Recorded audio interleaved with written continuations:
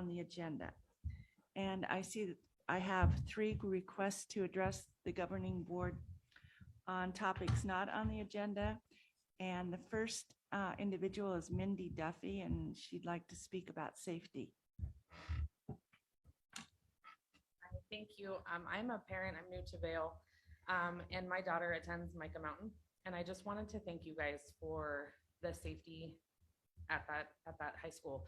When we got onto the property to tour, I was very impressed with the entrances in there, with having security guards at the gates. I was impressed with the collaboration spaces, not having an entrance from the outside, that you can only enter them from the classrooms.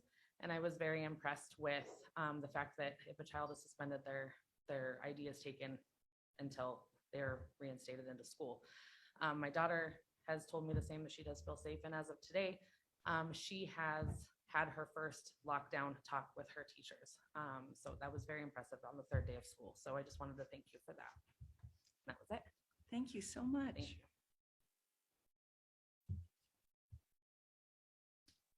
Next individual is Peggy Gibson, and I guess we'll wait to hear what you have to say.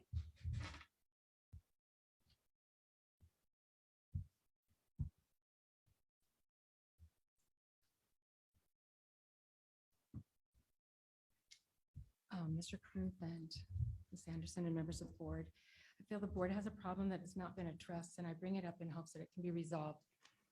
Both members of the board and members of the public are volunteers here, and because we're here because of our children. When we walk in the door, the ACT statement is posted, and the expectation is that we conduct ourselves respectfully. I've heard from board members and administrators more times than I can count. We do the hard work of getting along. Getting along does not mean we will always agree, but it should mean that our conduct is respectful. When a board member directly tells a parent that they or their ideas are foolish, they have not lived up to the ACT statement, and they do not demonstrate a desire or effort to get along. And when the said board member repeats the rude remark at a subsequent meeting, it is evidence that that board member did not misspeak previously. Instead, the board member feels comfortable publicly belittling the parent. This may be because other board members permit the behavior from their fellow colleague by not signaling any disagreement, or because the president does not maintain proper order.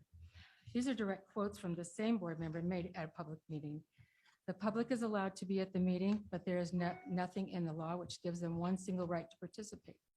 2, we are not obligated to hold a call to the audience. 3, it is not their God-given constitutional right to speak at a board meeting. 4, it's our meeting, not yours, and we decide the rules. In addition, I have been told by board members and administrators that April 27th, that the experiences everyone had to do with perspective. And most of us, regardless of our perspective, have chosen to move on to important topics relating to our children. However, there is one board member who continues to relitigate and label parents terrorists. At the last board meeting, this accusation was made and no one stopped it. The public had to sit and listen to this accusation again. I don't know how we get along when this kind of behavior by a board member is tolerated by other members. I find it ironic that the same board member is adamant that the district needs a character education program when said member does not feel obligated to live by the ACT statement.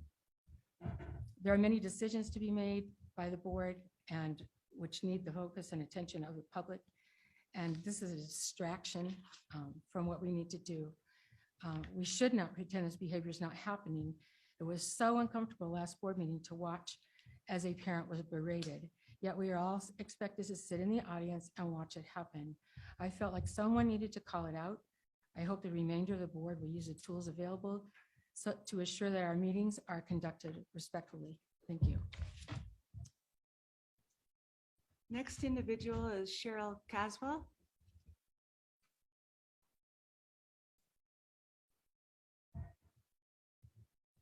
Good evening, and thank you, members of the board and President Anderson.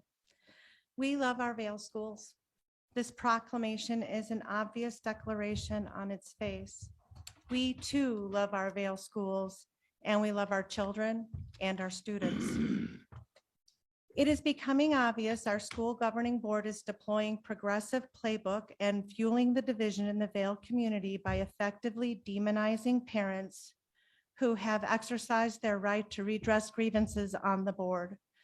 Governing board members have mobilized, supported, and utilized nonprofit organizations, community groups, and social media forums to obscure their support for agenda-driven policy and teachings in our schools, effectively pushing it through community members into the governing boardroom for action and implementation.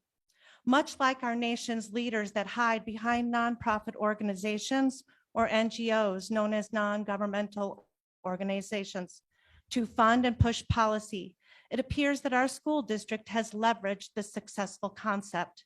As a Vail School employee, much like government employees prohibited by Hatch Act, I was prohibited from speaking in support or opposition of propositions and overrides once approved by the governing board for placement on the ballots. Many within the community have noticed that organizations such as the Vail Education Foundation, the Vail Parent Network, and others have become an echo chamber of teachers, faculty, staff, and administrators who have leveraged these organizations, like our nation's leaders, to influence and push forward agendas and policies which do not reflect the values of the Vail community. When community members and parents ask questions for transparency and accountability from governing board members, their actions or inaction, it was you members tasked with the duty to mitigate fairly for the community of the whole. It was the board members that elevated the situation to a different level, from closing and changing meetings and locations, times, limiting time for the public's right to speak from 1 to 2 to 3 minutes, from board members calling members foolish or sending condescending, rude emails, to outright calling a segment of your community terrorists. These actions have spurred many parents to stop being bystanders and get involved in education once again. Many you will agree with, and many you will not.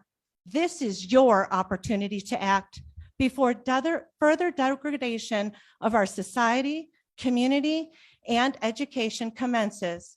You have the duty as the elected to stop playing hide and seek with political games behind private forums and boardroom doors. Thank you. As a community service and the inspector of the voting center at the American Legion, I would like to announce that the American Legion is no longer able to support the voting location. Thank you, Cottonwood Elementary School. It will be the alternative voting center for the American Legion Post 109 on Election Day, August 2nd. Thank you. Moving on, acknowledgement of public request to speak. Is there anyone in the audience that would like to address items on tonight's agenda? Seeing none, we'll go on to correspondence and reports. Mr. Caruth. Thank you, President Anderson, members of the board. Just